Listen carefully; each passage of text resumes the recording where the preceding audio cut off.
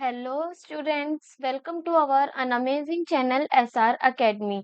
तो आज हम करने वाले हैं क्लास 9th के साइंस का चैप्टर नंबर 7 जिसका नाम है मोशन।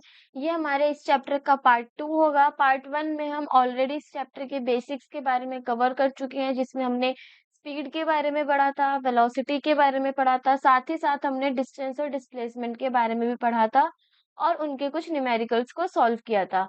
अब हम इस पार्ट 2 में आज के लेक्चर में अगर हम बात करें, आज के लेक्चर में हमारे टॉपिक्स क्या-क्या होने वाले हैं। तो पहला टॉपिक है आज हमारा acceleration and D accelerated motion. मतलब एक्सेलरेटेड मोशन के बारे में पढ़ना है, फिर हमें डिसेलरेटेड मोशन के बारे में पढ़ना है। नेक्स्ट टॉपिक है हमारा इसमें ग्राफिकल रिप्रेजेंटेशन ऑफ मोशन।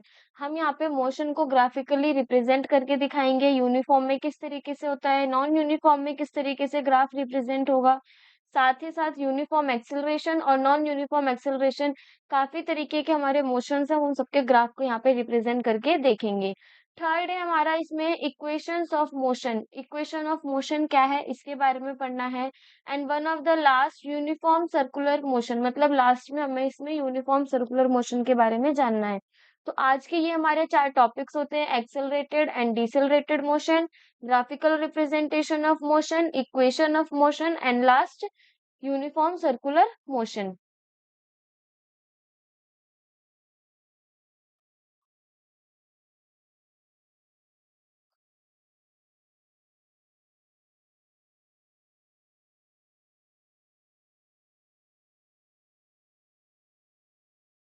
सबसे पहले अगर हम बात करें किसकी, एक्सेलरेशन की। एक्सेलरेशन कहाँ पे देखा जाता है, देखो acceleration is seen in uniform motion. Uniform motion में देखने को मिलेगा। At it can be defined as the rate of change of velocity with time. यहाँ पर हम एक्सेलरेशन को कैसे डिफाइन करेंगे, the rate of change of velocity with time. Velocity का चेंज होना टाइम के साथ, वो क्या कहलाएगा, हमारा एक्सेलरेशन। एक चीज और बोल रखी है, रेट ऑफ चेंज, मतलब जो हमारी वेलोसिटी है उसमें जो भी चेंज होगा टाइम के अकॉर्डिंग, उसी को हम क्या बोलेंगे, एक्सेलरेशन। तो यहाँ पे अगर हम एक्सेलरेशन को डिफाइन करें, एक्सेलरेशन को हम रिप्रेजेंट करते हैं स्मॉल ए से। और अगर हम एक्सेलरेशन के फॉर्मूले के बारे में बात करें, तो अगर डेफिनेशन से देखें तो एक्सेलरेशन बराबर होगा किसके, चेंज इन वेलोसिटी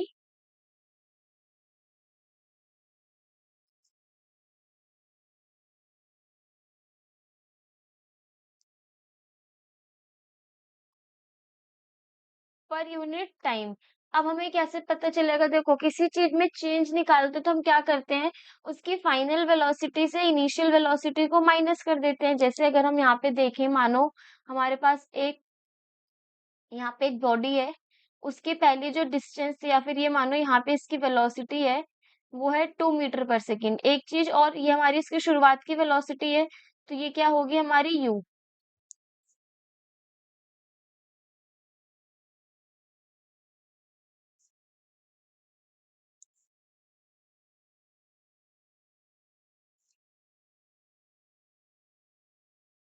कुछ टाइम बाद हमारी बॉडी कुछ यहाँ पर प्रेजेंट होगी, जिसमें उसकी वेलोसिटी कितनी हो गई, 5 मीटर पर सेकेंड।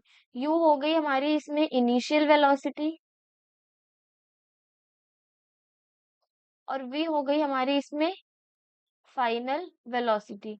अगर इसमें हम बात करें कि उसका कितना वेलोसिटी में चेंज आया, तो हम क्या करेंगे, फाइनल में से इनिशियल को माइनस करेंगे, यानी 5 - 2 कितने metre per second, 3 metre per second की उसकी वेलोसिटी में यहाँ पर चेंज आया है।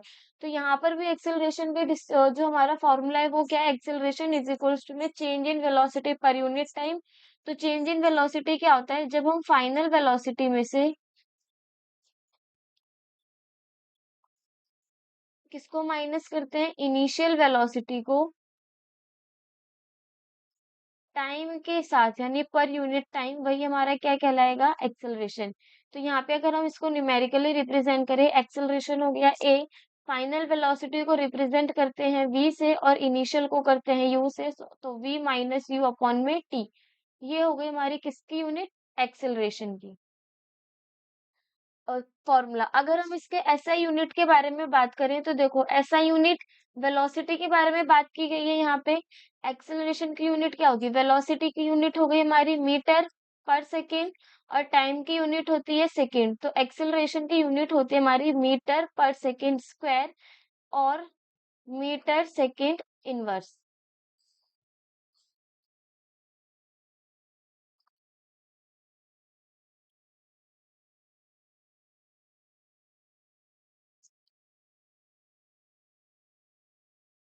एक चीज और अगर हम यहाँ पे नोट करें, अगर हमारी v की वैल्यू u से बड़ी है तो इस कंडीशन में जो हमारा a आएगा वो कैसा आएगा?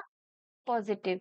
और अगर हम वहीं देखें, फॉर एग्जाम्पल मान लो ए हमें निकालना है, v की वैल्यू हो गई 5 और u की वैल्यू हो गई 3 डिवाइड बाई 2, तो जो हमारा आंसर आएगा वो आएगा 2/2, यानी क्या आ गया? पॉजिटिव का 1। तो वही बोला गया है, मानो अगर हमारे पास v की वैल्यू जो है वो u से बड़ी है तो जो हमारा एक्सेलरेशन आएगा वो कैसा आएगा? पॉजिटिव आएगा। तो ये हो गई हमारी एक्सेलरेशन के बारे में बात। एक्सेलरेशन क्या होता है? एक्सेलरेशन होता है जब हमारी वेलोसिटी का चेंज होता है टाइम के अकॉर्डिंग, या फिर जब वेलोसिटी चेंज होती है विथ रिस्पेक्ट टू टाइम, उसी को हम बोलते हैं एक्सेलरेशन। एक्सेलरेशन को रिप्रेजेंट करते हैं ए से। तो अगर इसका हम फॉर्मूला बनाए तो चेंज इन वेलोसिटी हो जाता है हमारा final velocity minus initial velocity divide by time. Final velocity को v से रिप्रेजेंट करते हैं और इनिशियल वेलोसिटी को हम u से रिप्रेजेंट करते हैं। तो जब हम इसको माइनस करेंगे यानी v माइनस यू अपॉन में t, यही हमारा क्या कहलाएगा? एक्सेलरेशन। एक चीज और, चेंज इन वेलोसिटी में जहां फाइनल माइनस इनिशियल करते हैं, कहीं कहीं पे ये फॉर्मूला हमें इस तरीके से भी देखने को मिलता है, a इज इक्वल्स टू में डेल्टा v बाय टी। तो डेल्टा का मतलब होता है चेंज। तो यहाँ पर किसका चेंज हो रहा था? वेलोसिटी का, इस वजह से डेल्टा भी किसके पास लगा है? सिर्फ और सिर्फ वेलोसिटी के पास।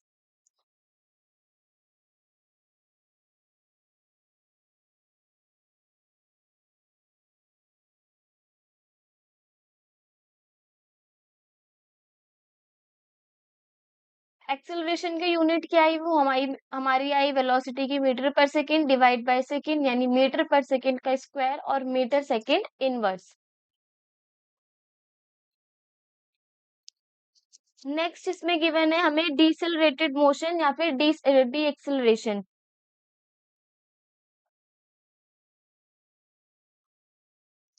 Deceleration is seen in the uniform motion during decrease in velocity with time. It has same definition as acceleration. देखो, एक्सेलरेशन में एक चीज याद रखना, जो हमारी एक्सेलरेशन वाला कॉन्सेप्ट है उसमें जो हमारी स्पीड होगी वो इंक्रीज करेगी। लेकिन अगर हम डिसेलरेशन के बारे में बात करें,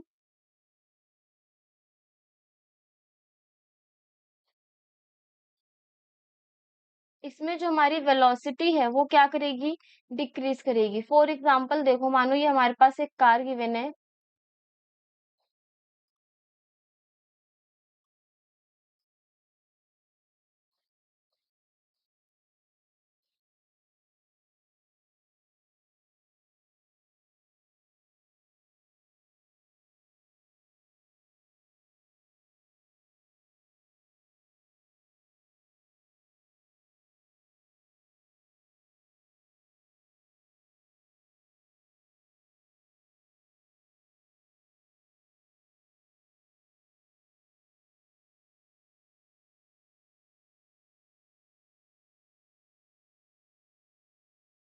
अब ये कार की कुछ वेलोसिटी है, माना इसकी जो वेलोसिटी हमें गिवन है वो कितनी है? 40 मीटर पर सेकेंड। लेकिन कुछ टाइम के बाद हम देखेंगे,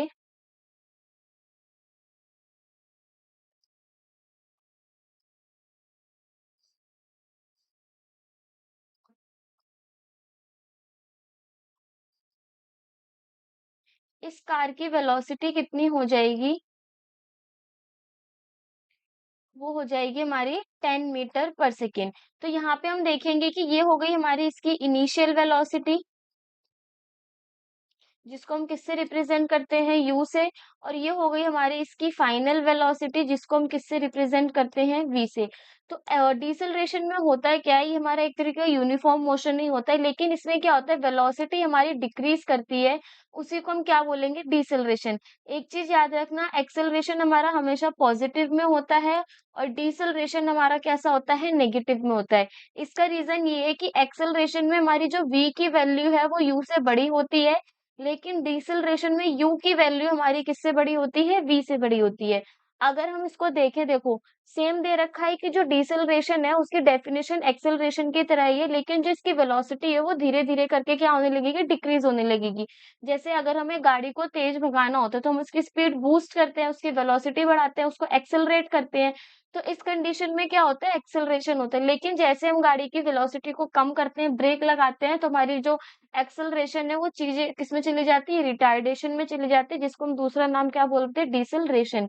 अगर हम डिसेलरेशन के फॉर्मूले के बारे में बात करें, तो ये भी एक तरीके का एक्सेलरेशन है, इसमें भी वेलोसिटी का चेंज हो रहा है, तो इसे भी हम क्या रखेंगे, v माइनस यू अपॉन में t। तो यहाँ पे जो तुम्हारे a की वैल्यू आएगी वो आएगी हमारी नेगेटिव में। नेगेटिव में आने का रीजन क्या है, कि जो हमारी u की वैल्यू है वो क्या है, v से बड़ी है, इस वजह से जो हमारी वैल्यू आएगी वो नेगेटिव में आएगी।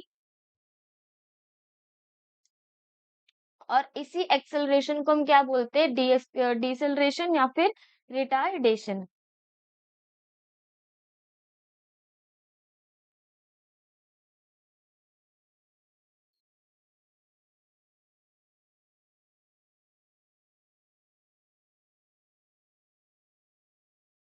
जैसे अगर हम यहाँ पे वैल्यूज को पुट करते हैं, v माइनस यू अपॉन में t। v हमारा क्या था, इसकी फाइनल वेलोसिटी 10, माइनस u की वैल्यू थी हमारी 40। माना यहाँ पे इसको 40 मीटर पर सेकेंड से 10 मीटर पर सेकेंड में जाने में टाइम लगा है टोटल 60 सेकेंड्स। तो यहाँ पे हम क्या रखेंगे, टाइम को 60 रखेंगे। जब इसको माइनस करेंगे ये हो जाएगा हमारा -30 अपॉन में 60। कैंसिल आउट होकर के आ रहा है कितना, -1/2। जिसको हम सॉल्व करेंगे तो ये आएगा माइनस का 0.5 मीटर पर सेकेंड स्क्वायर। तो यहाँ पे हम देख सकते हैं एक्सेलरेशन की वैल्यू हमारी किस में आ रही है, नेगेटिव में आ रही है। इसी नेगेटिव की वजह से हमें पता चलेगा कि वो एक्सेलरेशन है या फिर हमारा रिटार्डेशन का प्रोसेस है। तो एक्सेलरेशन और रिटार्डेशन दोनों की एसआई यूनिट सेम होती है, दोनों की वेल फॉर्मूला सेम होता है। बस जो एक्सेलरेशन है उसमें वैल्यू जो आती है वो पॉजिटिव आती है। उसका रीजन ये है कि फाइनल वेलोसिटी इनिशियल से बड़ी होती है, और डिसेलरेशन में वैल्यू हमारी नेगेटिव आती है, क्योंकि इनिशियल वेलोसिटी फाइनल वेलोसिटी से बड़ी होती है।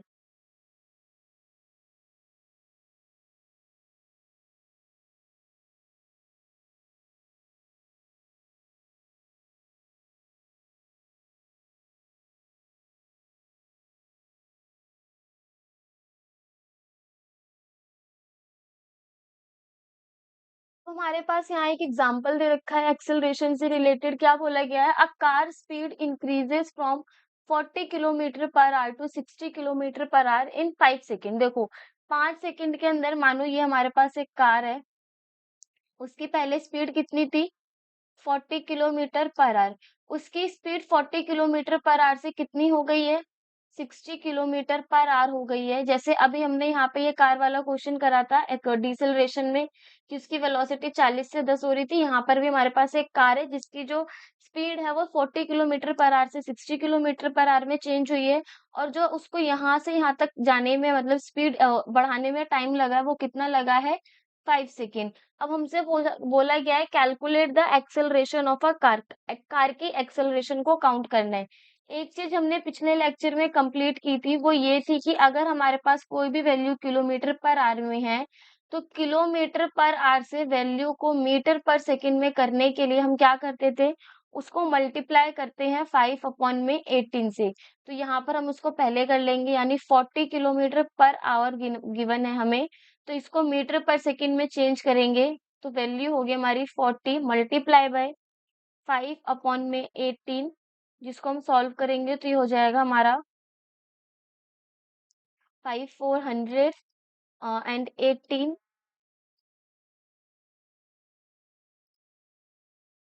20 और इसको कैंसिल करेंगे तो ये हो जाएगा हमारा 100/9, जिसको सॉल्व करने पे वैल्यू आएगी हमारी 11.11।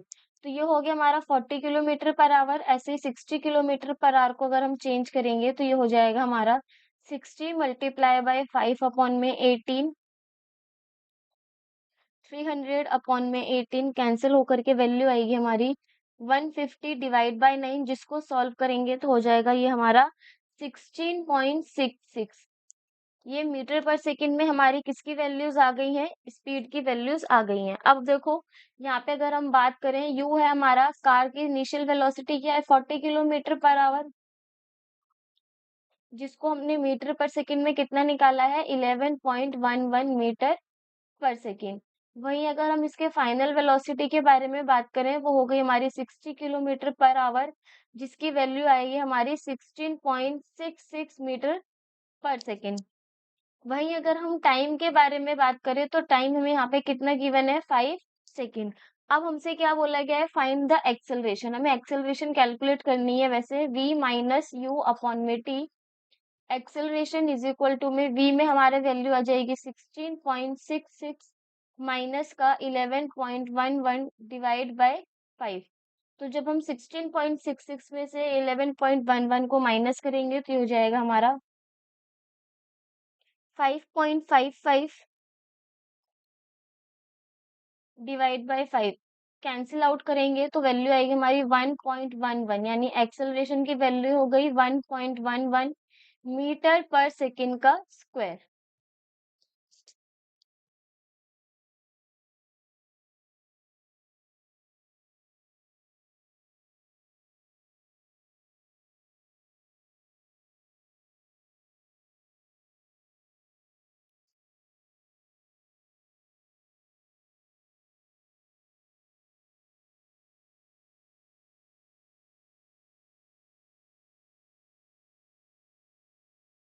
नेक्स्ट क्वेश्चन दे रखा है हमारे पास, इसमें एग्जांपल नंबर 2।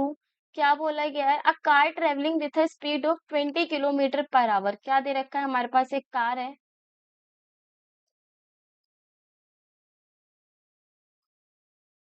जो कितनी स्पीड से चल रही है, 20 किलोमीटर पर आवर की स्पीड से चल रही है। कम्स इनटू रेस्ट, और उसके बाद वो कुछ टाइम के बाद किस में आ जाती है, वो रेस्ट पर आ जाती है। मतलब अब इसकी जो वेलोसिटी है वो क्या हो गई, 0। तो देखो 20 किलोमीटर पर आवर से चल रही है, यानी ये हो गई इसकी इनिशियल वेलोसिटी u। और जब वो बॉडी रेस्ट पर आ रही है, मतलब जो वो कार है वो रेस्ट पर आ रही है, यानी उसकी वेलोसिटी क्या हो जाएगी फाइनल में 0। कितने टाइम के बाद, 0.5 आवर्स के बाद। अब एक चीज यहाँ पर हम नोटिस करेंगे कि हमारी स्पीड भी किसमें है, किलोमीटर पर आवर्स में, टाइम भी किसमें है, आवर्स में है। तो हमें यहाँ पे जो हमारी एसआई यूनिट है उसको चेंज करने की रिक्वायरमेंट नहीं है। अगर हमारी जो टाइम है वो मीटर वो सेकंड्स में गिवन होता, तो हम उसको क्या करते, उसको जो हमारी स्पीड है किलोमीटर पर आवर में उसको भी सेकंड्स के अंदर चेंज करते। तो यहाँ पे अगर हम देखें, हमें क्या कैलकुलेट करना है, रिटार्डेशन कैलकुलेट करना है। रिटार्डेशन में क्या होता है कि फाइनल वेलोसिटी इनिशियल वेलोसिटी से कम होती है। यहाँ पे हम देख सकते हैं कि इनिशियल 20 है और फाइनल कितनी है, 0। यानी स्पीड जो है, वेलोसिटी है वो हमारी कम हो रही है। तो ये कौन सा केस हो गया, ये हो गया हमारा डिसेलरेशन का केस, या फिर हम ये बोल सकते हैं ये हमारा किसका केस हो गया, रिटार्डेशन का।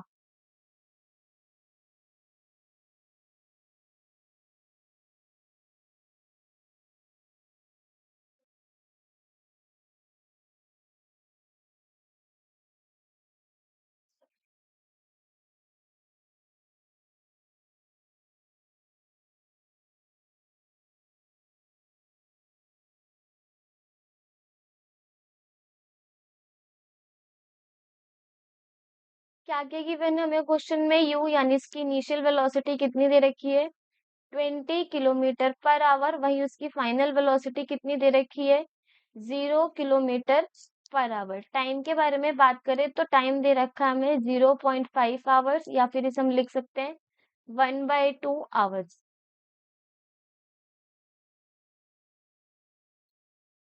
अगर हम यहाँ पे एक्सेलरेशन का फॉर्मूला पुट करें, वो हो गया v माइनस यू अपॉन में टी।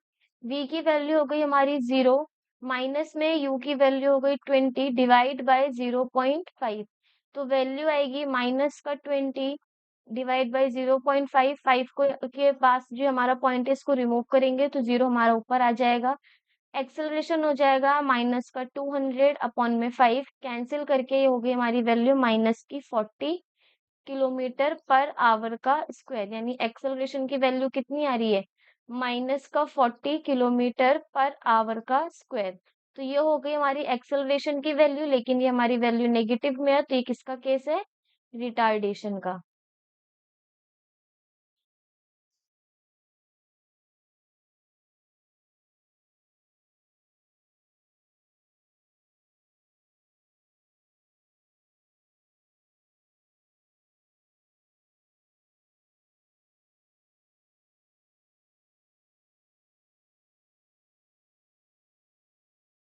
अब यहाँ पे हमारे पास ग्राफिकल रिप्रेजेंटेशन दे रखी है इक्वेशन की। पहले हम डिस्टेंस टाइम ग्राफ के बारे में पढ़ेंगे, फिर उसके बाद हम वेलोसिटी टाइम ग्राफ के बारे में पढ़ेंगे। तो देखो सबसे पहले इसमें क्या दे रखा है, डिस्टेंस टाइम ग्राफ, मतलब जो हमारा ग्राफ बनेगा उसमें एक तरफ हमारा डिस्टेंस रिप्रेजेंट होगा और दूसरी तरफ क्या रिप्रेजेंट होगा, टाइम।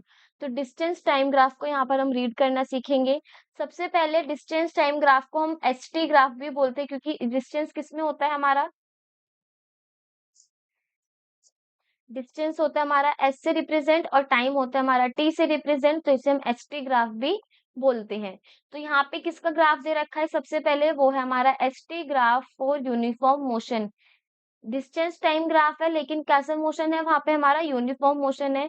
और यूनिफॉर्म मोशन हमें अच्छे से पता है क्या होता है, कि जब हम इक्वल डिस्टेंस को कवर करते हैं इक्वल इंटरवल ऑफ टाइम पे।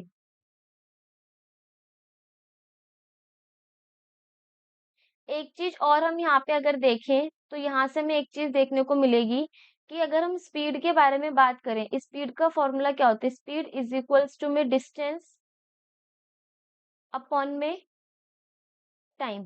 ठीक है, यहाँ पर अगर हम देखें डिस्टेंस हमारा y पे रिप्रेजेंट है और टाइम हमारा x पे रिप्रेजेंट है। तो y और x क्या है, y x है हमारा,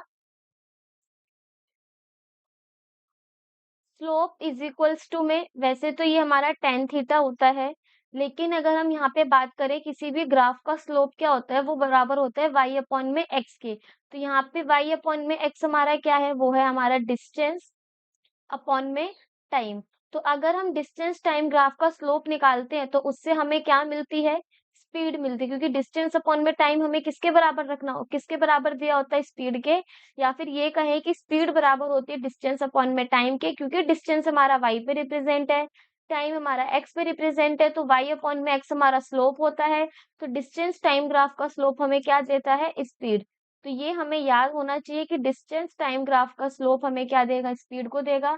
यही चीज यहाँ पे भी मेंशन है कि the slope of a distance time graph represent speed of N object, वो क्या रिप्रेजेंट करता है, किसी ऑब्जेक्ट की स्पीड को रिप्रेजेंट करता है। ठीक है, अब यहाँ पे दे रखा है speed of an object moving with uniform speed can be determined by, देखो अगर हमारे पास कोई भी ऑब्जेक्ट है जिसकी स्पीड है वो यूनिफॉर्म है, उसको हम कैसे रिप्रेजेंट करेंगे, यहाँ पे अगर हम बात करें कि मानो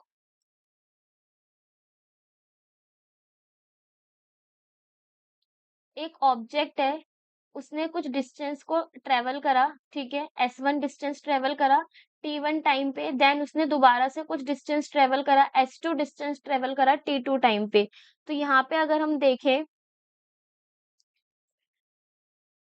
डिस्टेंस क्या होगा, S2 माइनस S1, ठीक है, एक्चुअल में। तो ये हो जाएगा हमारा S2 माइनस S1, टाइम कितना होगा, वो होगा T2 माइनस T1। तो यहाँ पे हम ये कह सकते हैं कि जो हमारी लाइन है वो एकदम स्ट्रेट जा रही है।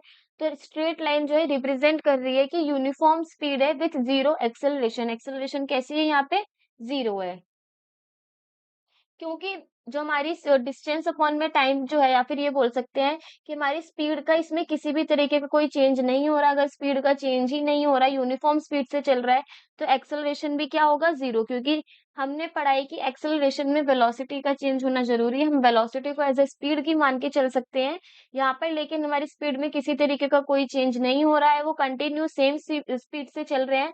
तो ये हो जाएगा हमारा यूनिफॉर्म स्पीड जीरो एक्सेलरेशन। अगर ये ऐसे भी समझ में ना आए तो यहाँ पर देखो, मानो टी वन हमें दे रखा है 2 और टी2 हमें दे रखा है 4 और स्पीड है हमारी, सॉरी डिस्टेंस है हमारा S1 10 और S2 है हमारा इसमें 20।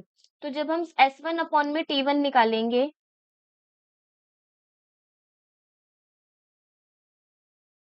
तो वो क्या होगा, 2/10 यानी कैंसिल करेंगे तो वैल्यू कितनी आएगी, 1/5। यानी स्पीड अगर हम पहले वाली स्पीड बात करें तो पहली स्पीड क्या होगी हमारी, 1/5। वहीं अगर हम S2 डिवाइड बाई T2 करें, S2 की वैल्यू है 20।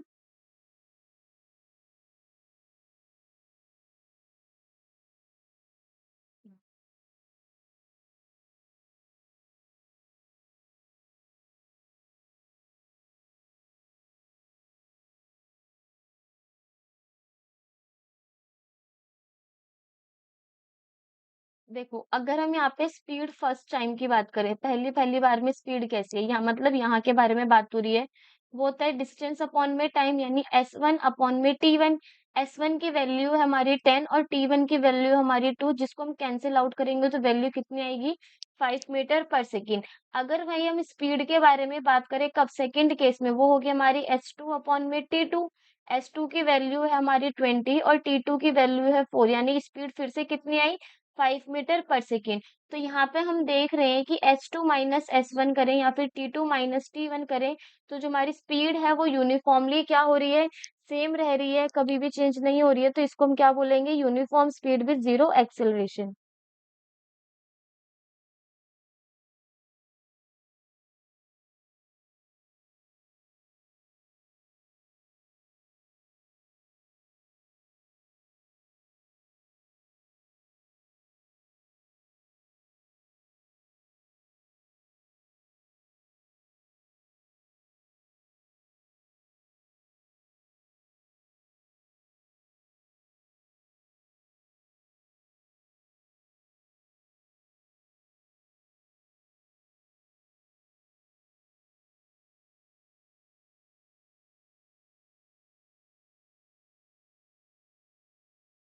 नेक्स्ट हमारे पास डिस्टेंस टाइम ग्राफ में गिवन है कौन सा, और एसटी ग्राफ और नॉन यूनिफॉर्म मोशन, मतलब हमारा मोशन कैसा है, अब यहाँ पे नॉन यूनिफॉर्म है। और नॉन यूनिफॉर्म मोशन क्या होता है, उसमें हमें पता है कि इक्वल डिस्टेंस हम इक्वल इंटरवल ऑफ टाइम पे कवर नहीं करते, वही हमारा कौन सा मोशन कहलाता है, नॉन यूनिफॉर्म मोशन कहलाता है।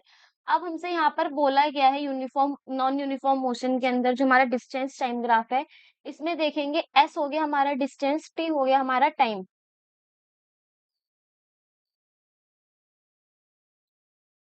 यहाँ पे हम देखेंगे, मान लो यहाँ पे हमारी एक बॉडी है, वो क्या कर रही है, वो कुछ टाइम के बाद ए पोजीशन पर आ रही है। ए पोजीशन पर अगर हम देखें तो हमारी डिस्टेंस अलग है और टाइम अलग। लेकिन वही अगर हम देखें, हमारे पास ये ए पोजीशन हो गई और ये बी पोजीशन हो गई।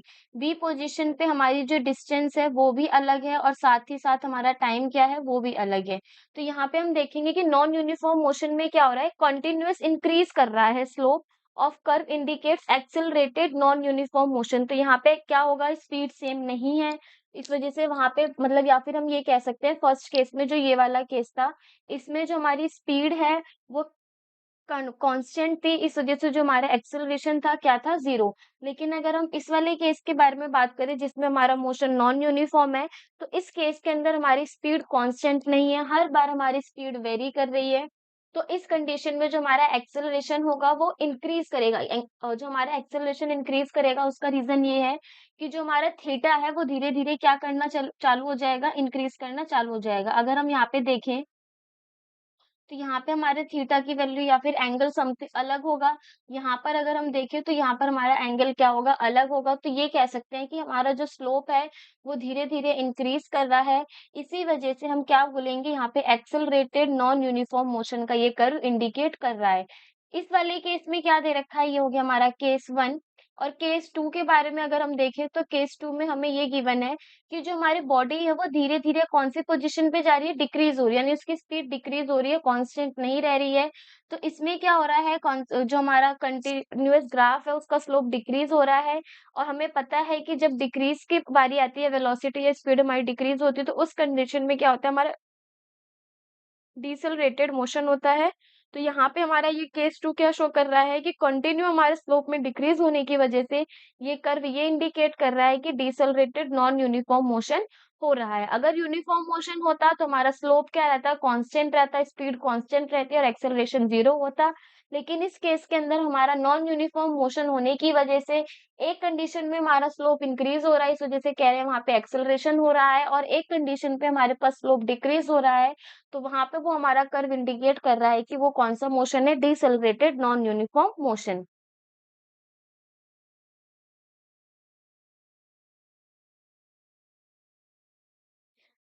अब इसमें हमारे पास सी में गिवन है, यानी हमने दो केस पढ़ लिया, जब हमारा बॉडी जो हमारी ऑब्जेक्ट थी उसकी मोशन यूनिफॉर्म मोशन था।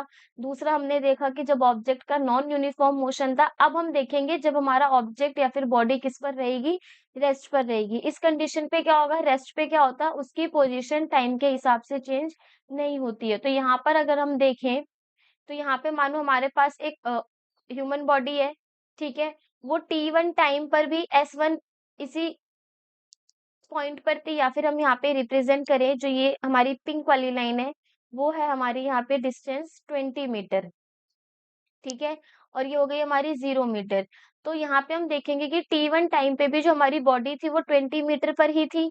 T2 टाइम यानी 2 सेकंड्स के बाद मान लो, या फिर ये हो गया हमारा 2 सेकंड, ये हो गया हमारा 4 सेकंड। तो 4 सेकंड के बाद भी हमने देखा कि उसकी डिस्टेंस क्या है, सेम ही है, मतलब उसने अपनी डिस्टेंस को या फिर पोजीशन को चेंज नहीं करा है, पोजीशन नॉट चेंज। तो इस कंडीशन को हम क्या बोलेंगे कि वो बॉडी किस पर है, रेस्ट पर है। तो यहाँ पे अगर हम देखें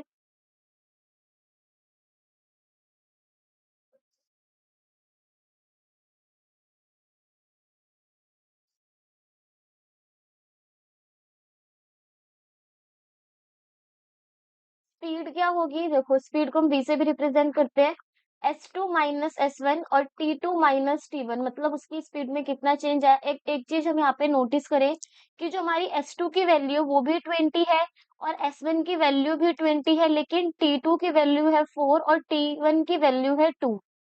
तो यहाँ पे हम ये कह सकते हैं 20 में से 20 को माइनस करेंगे, वैल्यू 0 आएगी। तो ओवरऑल हमारी पूरी वैल्यू किस में हो जाएगी, 0 में हो जाएगी। तो हम ये कह सकते हैं कि जब हमारा एसटी ग्राफ होता है और उसमें बॉडी जब रेस्ट पे होती है तो उसमें हमारी स्पीड कैसी रहती है, 0 रहती है। क्यों? क्योंकि हमारी वहां पे पोजीशन का चेंज नहीं होता है।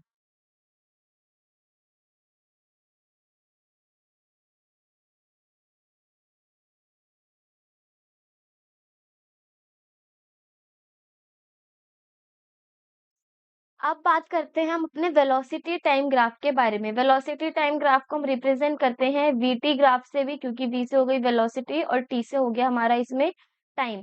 तो जैसे हमने एक्स सॉरी उसमें एसटी ग्राफ में uniform motion, non uniform motion और रेस्ट में पढ़ा है, वैसे ही हम वेलोसिटी टाइम ग्राफ को भी पहले यूनिफॉर्म मोशन में देखेंगे, उसके बाद यूनिफॉर्मली एक्सेलरेटेड मोशन में देखेंगे, फिर नॉन यूनिफॉर्मली एक्सेलरेटेड मोशन में देखेंगे, फिर यूनिफॉर्मली डिसेलरेटेड में देखेंगे और नॉन यूनिफॉर्मली डिसेलरेटेड मोशन में देखेंगे। तो सबसे पहले हम इसमें बेसिक से स्टार्ट करेंगे। तो बेसिक में हमने क्या देखना है, वीटी ग्राफ है यानी वेलोसिटी टाइम ग्राफ है, और मोशन कैसा है, यूनिफॉर्म मोशन है, यानी इक्वल इंटरवल ऑफ टाइम पे इक्वल डिस्टेंस पे या इक्वल वेलोसिटी होगी हमारी। तो एक चीज हम यहाँ पे देखें स्लोप के बारे में, जो हमने फर्स्ट टाइम उसमें भी डिस्कस करा था। स्लोप क्या होता है, स्लोप बराबर होता है हमारा y अपॉन में x के। तो यहाँ पे अगर हम y के बारे में बात करें, y एक्सिस पे है हमारा इसमें वेलोसिटी और x एक्सिस पे है हमारा टाइम, और हमें पता है वेलोसिटी अपॉन में टाइम किसके बराबर होता है, एक्सेलरेशन के बराबर होता है। तो यहाँ पे जो हमारा vt ग्राफ का स्लोप होगा वो हमें क्या देगा, वो देगा हमें एक्सेलरेशन। और वहां पे हमने देखा था कि एसटी ग्राफ हमें क्या दे रहा था, स्पीड, और यहाँ पे वेलोसिटी टाइम ग्राफ का अगर हम स्लोप निकालते हैं तो वो हमारा क्या देगा, एक्सेलरेशन। अब देखो क्या बोल रखा है यहाँ पे, हमारा मोशन कैसा है, यूनिफॉर्म मोशन है, तो एक्सेलरेशन देगा, यानी ए को रिप्रेजेंट करेंगे। ए क्या होता है, change in velocity per unit time. तो यहाँ पे हम देखेंगे टाइम के अंदर भी चेंज हो रहा है। कोई ऑब्जेक्ट है हमारा, वो V1 से कहाँ गया है, V2 पर गया है, T1 से T2 टाइम लेकर के। तो यहाँ पे अगर हम देखेंगे तो इसकी चेंज इन वेलोसिटी क्या होगी, फाइनल माइनस इनिशियल, और वैसे ही हमारा टाइम में भी चेंज होगा, यानी final time minus initial time. तो v2 माइनस v1 क्या होगा यहाँ पे हमारा। अब एक चीज और हम देखें तो v2 और v1 में हमारी किसी में कोई वैल्यू की चेंज नहीं आई है, या फिर यहाँ पे हम कहें कि मानो जो हमारी वेलोसिटी है वो ग्राफ पे इस पोजीशन पे 20 मीटर पर सेकेंड है, और टाइम हो गया सी पॉइंट पे हमारा 2 सेकेंड और डी पॉइंट पे हो गया हमारा 6 सेकेंड। लेकिन अगर हम देखें v2 की वैल्यू भी 20 है और v1 की वैल्यू भी 20 है, यानी 20 minus 20 divide by 6 minus 2, value हो जाएगी 0/4, यानी हमारी एक्सेलरेशन कैसी आएगी, 0 आएगी। तो हम ये कह सकते हैं कि वीटी ग्राफ में जब हमारा यूनिफॉर्म मोशन होता है तो हमारे जो स्लोप है यानी जो एक्सेलरेशन हमें मिलती है वो कितनी मिलती है, 0।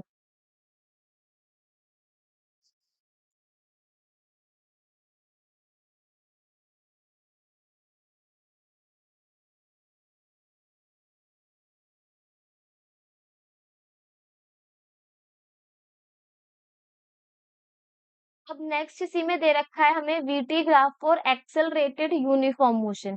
एक्सेलरेटेड है लेकिन कैसा मोशन है, यूनिफॉर्म मोशन है। तो इस कंडीशन में हम देखेंगे हमारे पास एक ऑब्जेक्ट है जो कुछ डिस्टेंस चला, कितना सी, जिसने वहां पे वेलोसिटी कवर करी v1 एट t1 टाइम पे, फिर वो कुछ वेलोसिटी से कवर करता है a को, और जिसकी जो हम कह सकते हैं वेलोसिटी कितनी है, v2, और कितने टाइम पे, t2 टाइम पे। तो यहाँ पे अगर हम एक्सेलरेशन के बारे में बात करेंगे,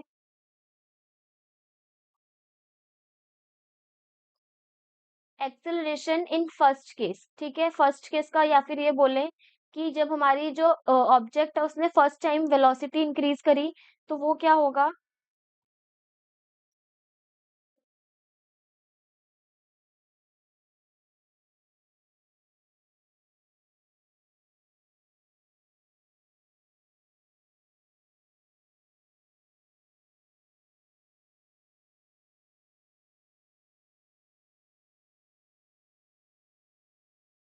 देखो फर्स्ट केस में जो हमारा एक्सेलरेशन है वो होगा हमारा वेलोसिटी अपॉन में टाइम।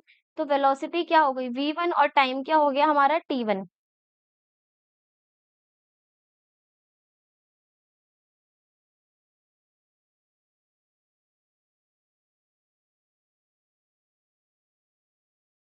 v1 की वैल्यू हो गई हमारी 20 मीटर पर सेकेंड, और टाइम की वैल्यू हो गई हमारी 2 सेकेंड। इसको अगर हम कैंसिल आउट करेंगे तो एक्सेलरेशन आएगा कितना, 10 मीटर सेकेंड स्क्वायर। वहीं अगर हम सेकेंड केस के बारे में बात करें तो उसमें होगा v2 divide by t2। v2 की वैल्यू है हमारी 40 मीटर पर सेकेंड, और t2 की वैल्यू है हमारी इसमें 4 मीटर 4 सेकेंड।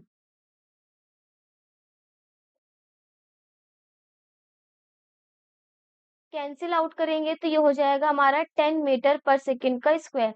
यहाँ पे हम देख रहे हैं यूनिफॉर्मली एक्सेलरेटेड मोशन के अंदर कि जो हमारे वेलोसिटी का इंक्रीज है वो हर बार इक्वल हो रहा है, इक्वल इंटरवल ऑफ टाइम पे। जैसे 20 से 40 जाएंगे तो हमारा 20 मीटर पर सेकेंड से इंक्रीज हो रहा है, और 2 से 4 जाएंगे तो हमारा 2 सेकेंड का। या फिर हम ये बोल सकते हैं कि जो हमारी वेलोसिटी है वो इक्वली आगे इक्वली इंक्रीज कर रही है, इक्वल इंटरवल ऑफ टाइम पे। तो इस कंडीशन में जो हमारा एक्सेलरेशन है वो कैसा आ रहा है, सेम आ रहा है। तो VT graph accelerated uniform motion का जो बनेगा वो कैसा बनेगा, स्ट्रेट लाइन बनेगा।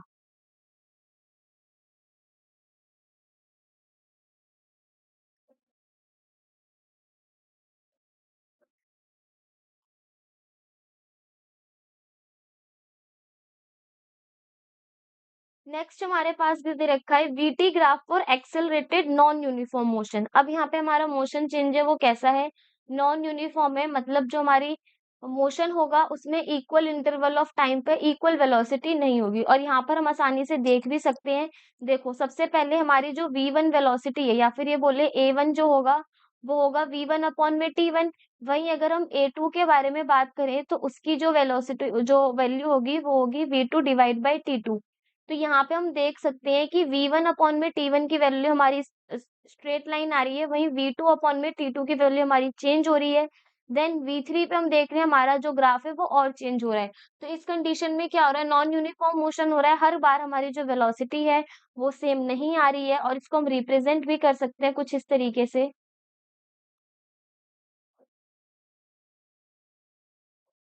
देखो अगर हम यहाँ पे वैल्यू निकालें T2 माइनस T1, T2 से लेके T1 के बीच में जितना हमारा एक्सेलरेशन हो रहा है, साथ ही हम देखें T2 माइनस T3, T2 से T3 के अंदर, तो T2 माइनस T1 में हम देखेंगे वेलोसिटी 2 माइनस वेलोसिटी 1, और T2 टाइम पे हमारी जो वेलोसिटी है वो हो जाएगी v3 माइनस v2।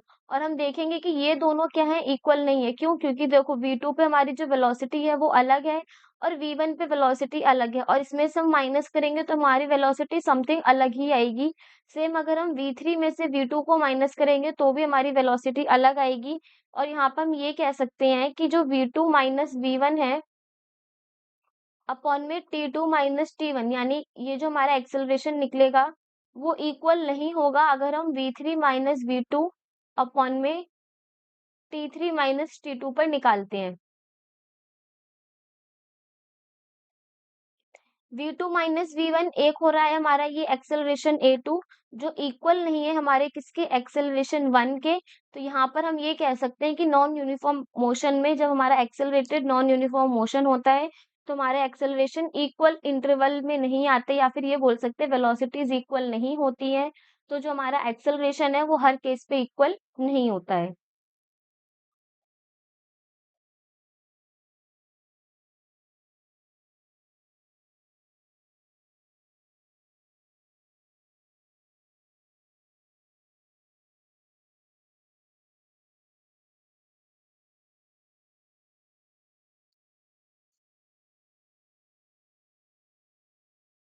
नेक्स्ट हमारे पास इसमें गिवन है वीटी ग्राफ पर डीसेलरेटेड यूनिफॉर्म मोशन। डीसेलरेटेड मोशन है यानी इसमें क्या होगी, एक्सेलरेशन नेगेटिव में होगी, स्लोप कैसा जाएगा, डिक्रीज करता हुआ जाएगा। ठीक है, और यहाँ पे हमें दे भी रखा है, तो देखो क्या गिवन है, हमारा कोई ऑब्जेक्ट है वो v1 वेलोसिटी से चल रहा है, उसके बाद उसकी वेलोसिटी कितनी हो जा रही है, v2। और यहाँ पे अगर हम एक्सेलरेशन निकालें तो एक्सेलरेशन क्या होता है, चेंज इन वेलोसिटी। तो यहाँ पे हम देखेंगे A1 वाले केस में, A डैश 1 केस में change in velocity, final velocity minus initial, यानी वो v1 से v2 पे गया है, तो फाइनल हो गई v2 माइनस v1, और उसको टाइम कितना लगा है, वो t2 टाइम पर पहुंचा है t1 से। वहीं अगर हम एक्सेलरेशन सेकंड के बारे में बात करें तो उस वो v2 से v3 पर गया, यानी उसकी फाइनल वेलोसिटी हो गई v3 और इनिशियल हो गई v2, और टाइम पीरियड कितना हो गया, t3 minus t2।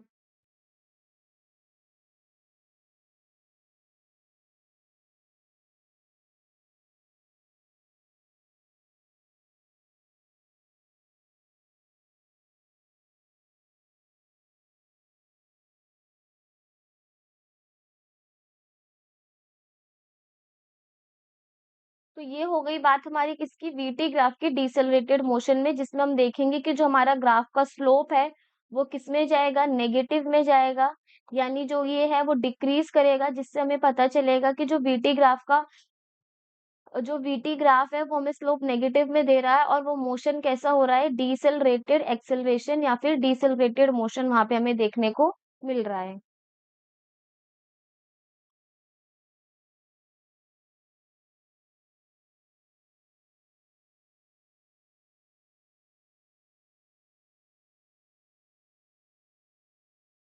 Next given है हमें इसमें VT graph for decelerated deaccelerated non uniform motion, मतलब यहाँ पे हमने किसके बारे में बात करी थी, वीटी ग्राफ के एक्सेलरेटेड, ओ सॉरी, वीटी ग्राफ में डी एक्सेलरेटेड के अंदर यूनिफॉर्म मोशन की। अब हम यहाँ पे बात करेंगे वीटी ग्राफ में डी एक्सेलरेटेड के नॉन यूनिफॉर्म मोशन के बारे में। तो अगर हम यहाँ पे नॉन यूनिफॉर्म में देखें, स्लोप हमारा माइनस में जाएगा यानी डिक्रीज करेगा। तो कोई ऑब्जेक्ट है वो v1 वेलोसिटी से किस पे गया है, v2 वेलोसिटी पे, तो उसका एक्सेलरेशन यहाँ पर हमारा समथिंग a होगा। वही अगर हमारा दूसरी बार क्या होगा कि वो ऑब्जेक्ट v2 वेलोसिटी से v3 पर जाएगा, हम देखेंगे यहाँ पे बहुत स्लाइटली चेंज आता है, तो ये हो गया हमारा a डैश, यानी यहाँ पे हमारा एक्सेलरेशन क्या होगा, डिफरेंट होगा। और अगर इसको हम रिप्रेजेंट भी करें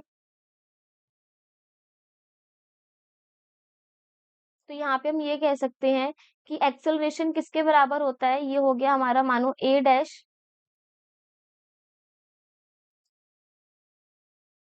a डैश 1 और a डैश 2। तो यहाँ पे अगर हम लिखें ए डैश वन किसके बराबर होगा, वो होगा हमारा V2 minus V1 divide by T2 minus T1। अगर हम यहाँ पे वैल्यूज को भी पुट करते तो हम देखेंगे कि ए डैश वन की वैल्यू समथिंग आएगी। वहीं अगर हम A2 डैश के बारे में बात करें तो final velocity V3 minus initial velocity V2 divide by T2 minus T3 minus का T2। और यहाँ पे अगर हम A2 के बारे में बात करें तो V3 और V2 की वैल्यू अलग होगी, जिससे हमारी जो A2 की वैल्यू है वो एकदम अलग आएगी। तो हम ये कह सकते हैं A1 is not equal to A2। तो ये कौन सी कंडीशन हो गई, ये होगा हमारी यूनिफॉर्मली नॉन यूनिफॉर्म मोशन, कौन से में, डिसलरेटेड में, क्योंकि स्लोप भी हमारा इसमें नेगेटिव में आ रहा है और साथ ही साथ हमारी जो एक्सेलरेशन की वैल्यू है वो हर कंडीशन में सेम नहीं आ रही है, इक्वल नहीं आ रही है। इस वजह से ये हमारा वेलोसिटी टाइम ग्राफ का डिसलरेटेड नॉन यूनिफॉर्म मोशन हो गया।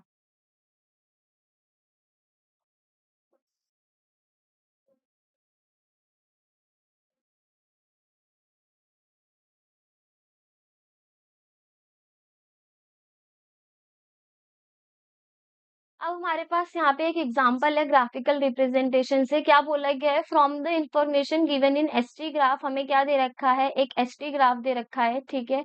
इसमें क्या बोल रखा है, which of the following body A या B will be more faster, कौन सी इसमें ज्यादा तेज है। तो देखो एक चीज मैंने बताई थी कि अगर हमें स्लोप दे रखा है, मानो ए पे हमारे पास एक ऑब्जेक्ट है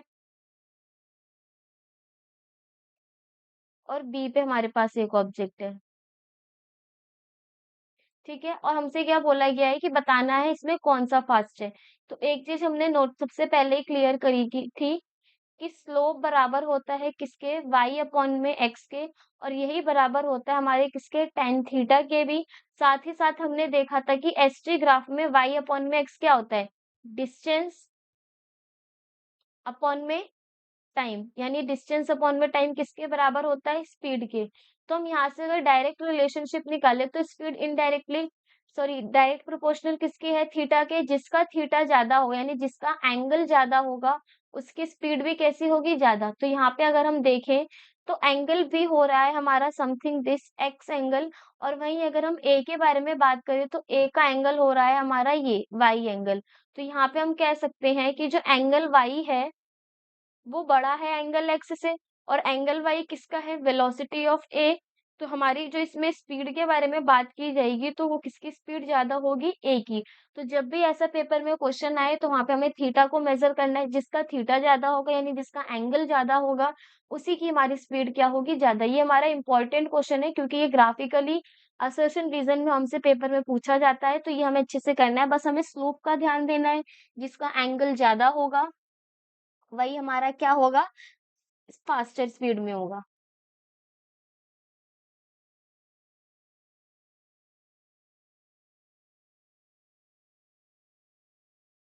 अब बारी आती है हमारी इक्वेशन ऑफ मोशन की, ठीक है। हमें पता है मोशन की तीन इक्वेशन है, फर्स्ट सेकंड एंड थर्ड। तो हमें अब सारी इक्वेशंस के बारे में पढ़ना है, उसको डिराइव कैसे करते हैं उसे देखना है, साथ ही साथ उन इक्वेशंस को याद भी करना है। तो अगर हम सबसे पहले इक्वेशन के बारे में बात करें तो मोशन की सबसे पहली इक्वेशन है v इज इक्वल्स टू में u प्लस ए टी। अब ये आई कैसे, तो यहाँ पे हमारे पास एक ग्राफ है किसका, वेलोसिटी टाइम ग्राफ का, ठीक है। तो अब सबसे पहले हमें यहाँ पे मानना है, सपोज ठीक है एक बॉडी है, उसकी इनिशियल वेलोसिटी क्या है, u,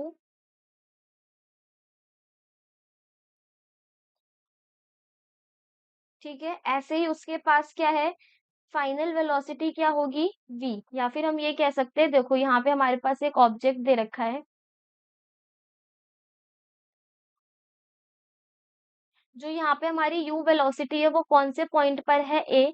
उसके बाद क्या है, and this velocity changes to v। अब यही u वाली वेलोसिटी v पे चेंज होगी, लेकिन किस पॉइंट के अंदर, b पॉइंट के अंदर। तो यहाँ पे हम ये लिख सकते हैं कि जो इनिशियल वेलोसिटी u है वो कौन से पॉइंट पर है, एट पॉइंट a।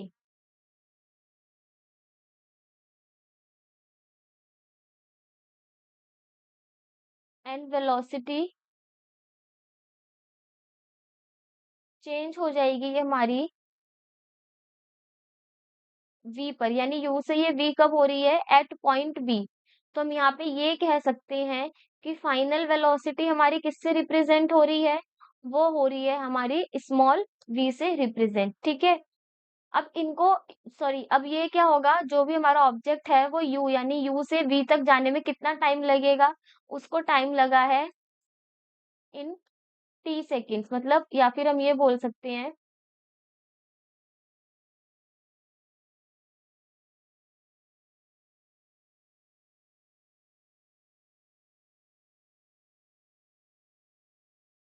अब देखो, अब इस स्टेटमेंट का कहने का क्या मतलब है? एक हमारे पास ऑब्जेक्ट है जो u वेलोसिटी से a पॉइंट पर है, ठीक है? अब उसकी वेलोसिटी u से v हुई है कुछ इंटरवल ऑफ टाइम पे, वो कितना इंटरवल ऑफ टाइम है? t सेकंड्स पे।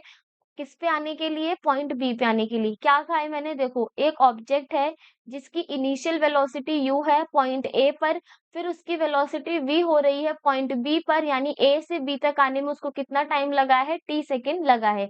ये हमारे अभी तक जो हमने सपोज किया है वो वैल्यूज हो गई। अब हम क्या करेंगे, हमें एक चीज पता है कि मानो ये जो हमारी बॉडी है, उसके यू से वी तक जाने में उसने अपनी बॉडी को एक्सेलरेट करा होगा, और हमें ये भी पता है कि वेलोसिटी टाइम ग्राफ हमें क्या देता है? एक्सेलरेशन। तो यहाँ पे अगर हम लिखें एक्सेलरेशन बराबर किसके होता है? चेंज इन वेलोसिटी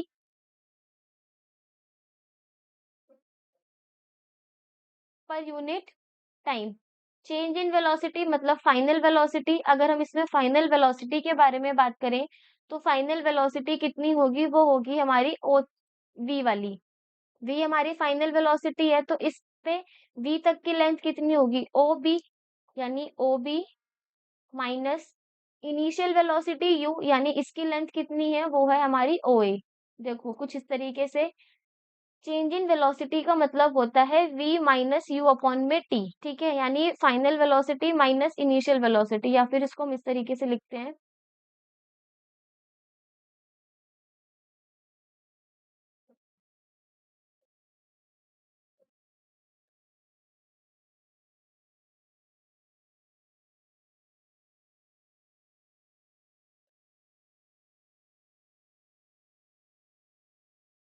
ठीक है, अब देखो, अब हम यहाँ पे क्या कर रहे हैं, फाइनल वेलोसिटी क्या होगी? फाइनल वेलोसिटी हमारी बी पर है, तो यहाँ पे अगर हम ग्राफ पे लेंथ के बारे में बात करें तो फाइनल वेलोसिटी क्या होगी? O B. तो वो हमने यहाँ पे रिप्रेजेंट कर दी। उसके बाद इनिशियल वेलोसिटी है हमारी ए पर, तो जो ये हो जाएगा वो होगा हमारा ओ ए, यानी ओ बी माइनस ओ ए। टाइम हमें कितना लग रहा है? टाइम लग रहा है हमें इसमें टोटल ओ सी। तो अगर हम OB के बारे में बात करें, OB की वैल्यू हो गई हमारी V, और U की OA की वैल्यू हो गई हमारी U, तो यहाँ पे ये OC की वैल्यू हो गई हमारी T। तो यहाँ पे हम देखेंगे कि A किसके बराबर आ गया? V माइनस यू अपॉन में T के। T को उधर भेजेंगे, ये हो जाएगा हमारा AT V माइनस यू। और हमें पता है फर्स्ट इक्वेशन ऑफ मोशन क्या होता है? वो होता है हमारा V इज इक्वल्स टू में U प्लस AT। तो V को यहीं छोड़ेंगे, U हमारा उधर प्लस में चला जाएगा, तो ये हो जाएगा U plus AT is equals to में V। तो ये आई हमारी first equation of motion.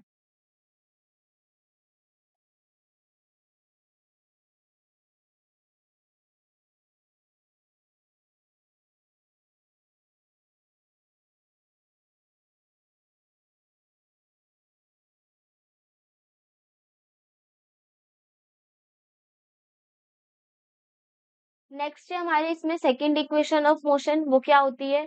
S is equals to में ut प्लस हाफ AT का स्क्वायर। ये होती है हमारी सेकंड इक्वेशन ऑफ मोशन। तो सेकंड इक्वेशन ऑफ मोशन कैसा होगा? देखो,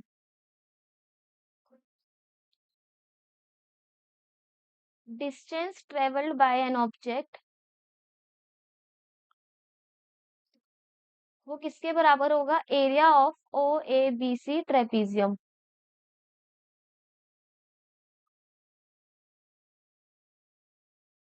यहाँ पे वो कौन से ट्रेपीजियम के बारे में बात कर रहा है? देखो, ओ ए बी सी, ठीक है? डिस्टेंस क्या होगा? मतलब जो एक ऑब्जेक्ट है वो यू से वी गया, फिर उसके बाद उसको कितना डिस्टेंस कवर करा है किसी ऑब्जेक्ट ने, वो किसके बराबर होगा? एरिया ऑफ ट्रेपीजियम के बराबर, मतलब ये जो हमने येलो कलर से इसको मार्क कर रहे हैं इसके बराबर होगा। तो अगर हम ट्रेपीजियम के एरिया के बारे में बात करें, ट्रेपीजियम का एरिया क्या होगा? अब हम यहाँ पे इस ट्रेपीजियम को ब्रेक करेंगे तो हम देखेंगे कि एक हमारा इसमें रेक्टेंगल की फॉर्मेशन हो रही है, जो ये वाला है हमारे पास ये, ठीक है? और एक हमारी इसमें ट्रायंगल की फॉर्मेशन हो रही है। तो हम इसमें क्या करेंगे, एरिया ऑफ ट्रेपीजियम में रेक्टेंगल का एरिया साथ ही साथ ट्रेपीजियम का सॉरी ट्रायंगल के एरिया को ऐड करेंगे तो हमारा इसमें किसका एरिया निकल के आ जाएगा? ट्रेपीजियम का। तो अगर हम यहाँ पे बात करें एरिया ऑफ ट्रेपीजियम की, वो बराबर होगा area of O A D C rectangle, क्योंकि नीचे हमारे रेक्टेंगल की फॉर्मेशन हो रही है, साथ ही साथ area of triangle A B D की। रेक्टेंगल का एरिया क्या होता है? लेंथ इनटू में ब्रेथ। तो अगर हम यहाँ पे लेंथ के बारे में बात करें इस ट्रायंगल की, तो ये हो गई हमारी लेंथ, ठीक है, जो हो गई ए डी, और ब्रेथ हो गई हमारी इसमें ओ ए। तो वैल्यूज क्या हो जाएंगी एरिया ऑफ रेक्टेंगल की? ओ ए इंटू में ओ डी। साथ ही साथ हमें ट्राइंगल का एरिया पता है वो किसके बराबर होता है? 1/2 इंटू में बेस हो गया हमारा इसमें बी डी, और हाइट हो गई हमारी इसमें ए डी। अब हम वैल्यूज को पुट करें, ओ ए किसके बराबर है? यू के। ओ डी किसके बराबर है? सॉरी ये हमारा ए डी है।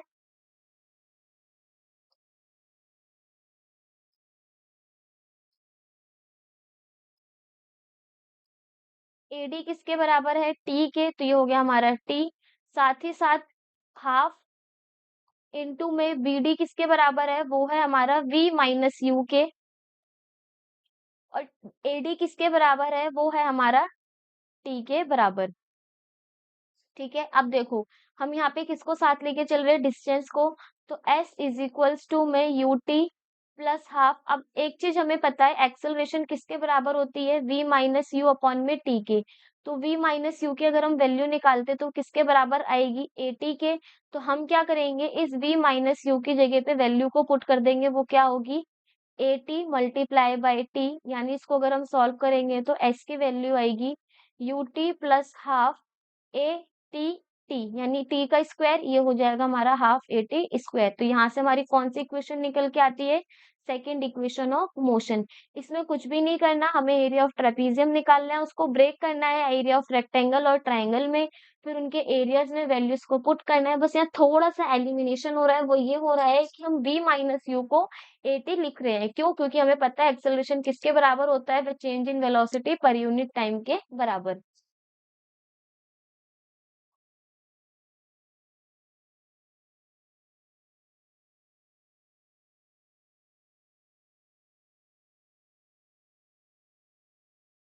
अब बारी आती है थर्ड इक्वेशन ऑफ मोशन की, जो हमारी किसके बराबर होती है? V square minus u square is equals to में टू ए एस। हमने ऑलरेडी दो इक्वेशंस के बारे में पढ़ लिया है।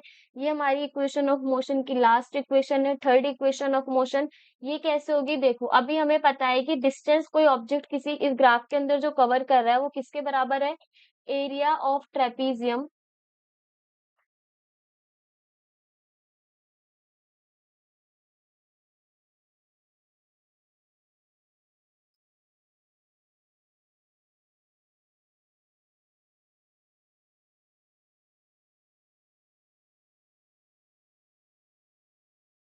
ओ ए बी सी के बराबर, ठीक है।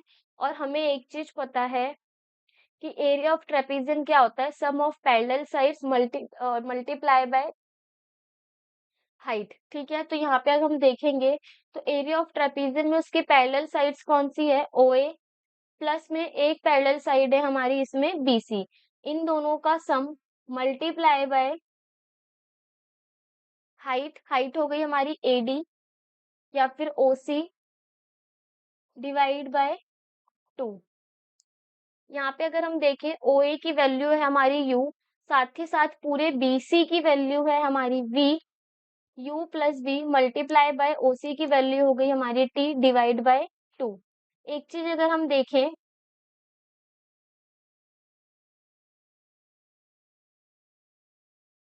एस इज इक्वल्स टू में u plus b divide by two multiply by T.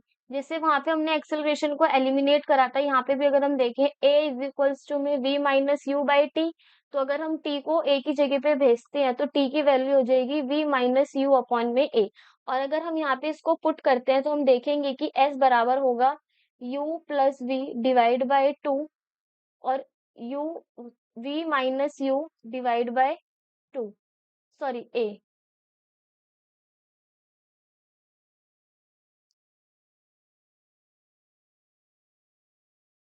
अब हम क्या करेंगे, इस 2a को s के पास भेज देंगे, ये हो जाएगा हमारा 2as। ये हो गया v प्लस यू, और साथ साथ में v माइनस यू। और एक चीज हमें और पता है, a प्लस b और a माइनस बी किसके बराबर होता है, ए स्क्वायर माइनस बी स्क्वायर के। तो यहाँ पर भी हम देख सकते हैं a प्लस बी यानी a का स्क्वायर माइनस v का स्क्वायर। तो ये हो गई यहाँ से हमारी थर्ड इक्वेशन ऑफ मोशन भी प्रूफ। ठीक है, तो यहाँ पे भी हमें एरिया ऑफ ट्रेपीजियम रखना है। सेकेंड इक्वेशन में हम क्या कर रहे थे, ट्रेपीजियम के एरिया को ब्रेक डाउन कर रहे थे, रेक्टेंगल का एरिया प्लस ट्राइंगल का एरिया। लेकिन थर्ड इक्वेशन ऑफ मोशन में हम यहाँ पे पर्टिकुलर ट्रेपीजियम के एरिया को ही रख देंगे, जिसमें हम उसके पैरेलल साइड्स का सम करेंगे और मल्टीप्लाई कर देंगे हाइट को, साथ साथ उसको डिवाइड कर देंगे टू से, यानी sum of parallel sides multiply by half of their height. उससे हमारा क्या आ जाएगा, एरिया ऑफ ट्रेपीजियम निकल के आएगा। अब हम वहां पे वैल्यूज को पुट करेंगे, और जैसे वहां पे एक्सेलरेशन से एलिमिनेट करके वैल्यू निकाली थी, सेम यहाँ पर भी एक्सेलरेशन के फॉर्मूले से वैल्यू को एलिमिनेट करके पुट करेंगे। ए प्लस बी ए माइनस बी का होल स्क्वायर का फॉर्मूला लगा करके यहाँ पे हम थर्ड इक्वेशन ऑफ मोशन को प्रूव कर देंगे।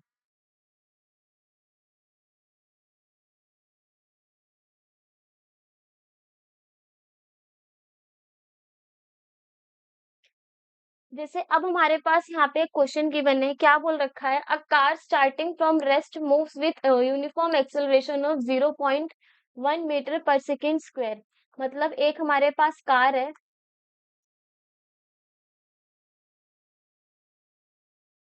ठीक है।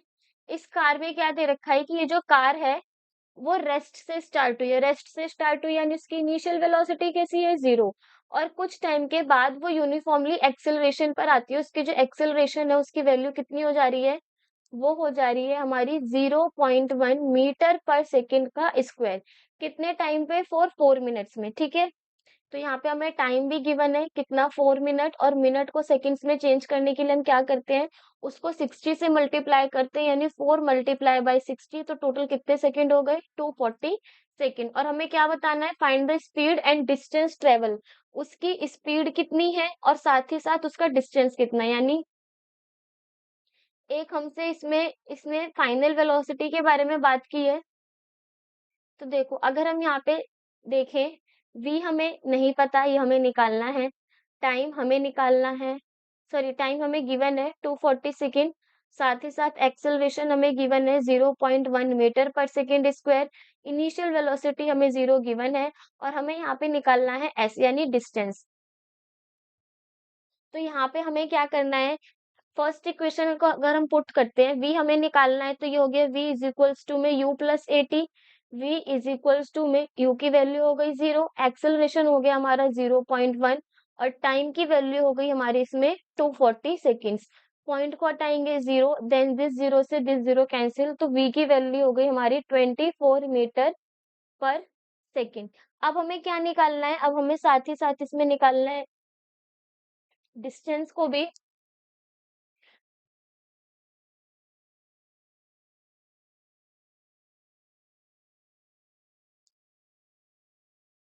तो यहाँ पे हम फॉर्मूला लगाएंगे, v square minus u square is equals to में 2as। हमें क्या निकालना है, s की वैल्यू। तो v का स्क्वायर यानी 24 का स्क्वायर माइनस 0 का स्क्वायर बराबर होगा 2, 0.1 s के। 24 का अगर हम स्क्वायर करेंगे तो हमारी वैल्यू आएगी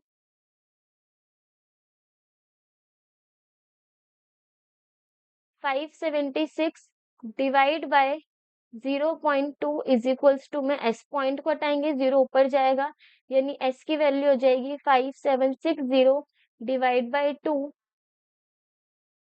अगर हम 5760 को डिवाइड करेंगे 2 से, तो हमारा जो डिस्टेंस निकल के आएगा वो आएगा 2880 मीटर। तो ये हो गया हमारा इसमें का डिस्टेंस और साथ ही साथ उसकी फाइनल वेलोसिटी। तो ये इस तरीके से हमें यहाँ पे इक्वेशन ऑफ मोशंस की वैल्यूज को पुट करना है और आंसर्स को निकालना है।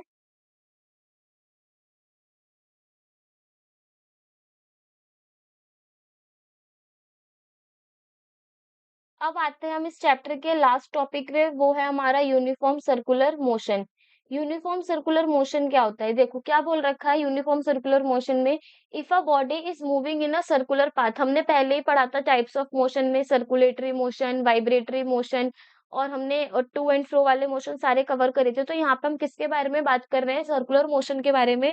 तो जो इसका पाथ होगा वो कैसा होगा? सर्कुलर, क्योंकि लीनियर में स्ट्रेट लाइन पाथ था और सर्कुलर में कैसा पाथ होगा? सर्कुलर मोशन में सर्कुलर पाथ होगा। तो अगर हमारे पास कोई बॉडी है, वो सर्कुलर पाथ पे यूनिफॉर्म स्पीड से कंटिन्यू मूव कर रही है, तो इस मोशन को हम क्या बोलेंगे? Uniform circular motion. ठीक है? बहुत बेसिक सी डेफिनेशन है। अगर हमारे कोई भी बॉडी सर्कुलर पाथ पे यूनिफॉर्म स्पीड से मूव कर रही है, तो ऐसे मोशन को हम बोलेंगे यूनिफॉर्म सर्कुलर मोशन। और इस मोशन में, ठीक है, क्या बोला गया है? In such a motion the speed may be same throughout the motion but its velocity is different at each and every point of its motion due to continuous change in direction. देखो, हमें पता है speed हमारी scalar quantity है, जिसका मतलब सिर्फ magnitude से होता है, डायरेक्शन से नहीं होता। तो ये चीज इसमें बोली गई कि जो सर्कुलर मोशन है, इसमें जो हमारी स्पीड है वो क्या रहेगी? वो सेम रहेगी, लेकिन जो वेलोसिटी है वो हमारी क्या रहेगी? डिफरेंट। क्यों? क्योंकि यहाँ पे कौन सी वेलोसिटी लगेगी? Tangential velocity. हमें पता है सर्कल का एक पॉइंट से अगर हम किसी लाइन को ड्रॉ करते हैं तो वो हमारा टेंजेंट कहलाता है। यहाँ पर भी उसी के बारे में बात की गई है। देखो, एक हमारे पास कोई बॉडी है, वो सर्कुलर पाथ पे रिमूव मूव कर रही है, तो हर एक टेंजेंट पे हम देखेंगे कि जो उसकी डायरेक्शन है वो क्या हो रही है? चेंज हो रही है। तो यही बोला गया है कि जो इसकी स्पीड होगी यूनिफॉर्म सर्कुलर मोशन पे, वो सेम रहेगी, लेकिन उसकी वेलोसिटी चेंज होगी, क्योंकि वो टेंजेंशियली पाई जा रही है और डायरेक्शन चेंज हो रहा है, तो साथ ही साथ उसकी वेलोसिटी भी क्या होगी?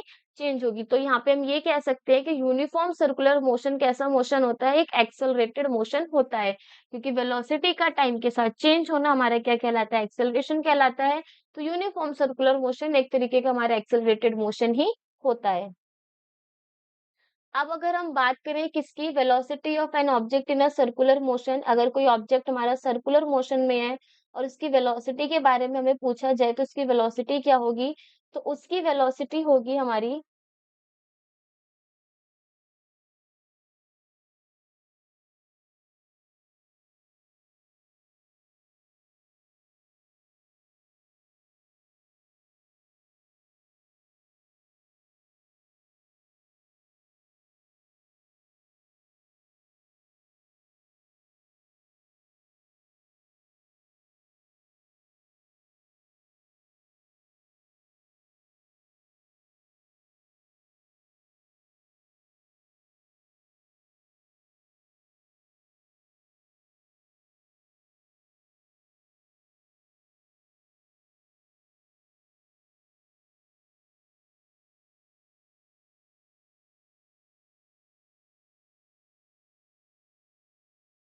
देखो वेलोसिटी क्या होगी? वेलोसिटी हमें पता है, वेलोसिटी होती है